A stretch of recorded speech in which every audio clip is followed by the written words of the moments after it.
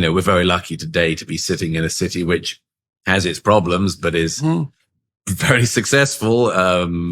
You've got some chance of being mugged in the street, but not all that much.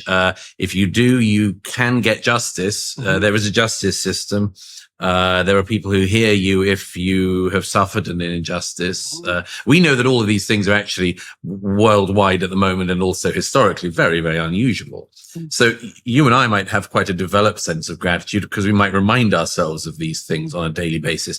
I might remind myself, I walked past St. Patrick's Cathedral this morning. I think, what a building. Now, you can take that for granted, or you cannot, and you can think even for a second about the amount of labor and devotion that went into that.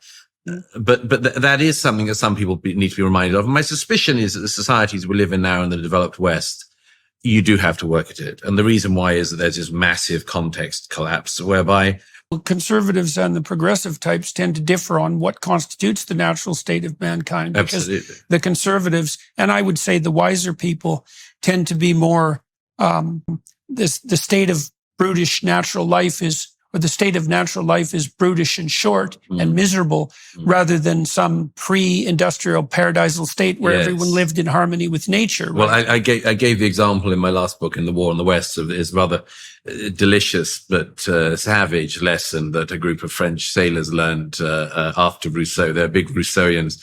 They land on an island in New Zealand and assume that the natives live in a state of nature. And I think they're all killed and eaten. Right.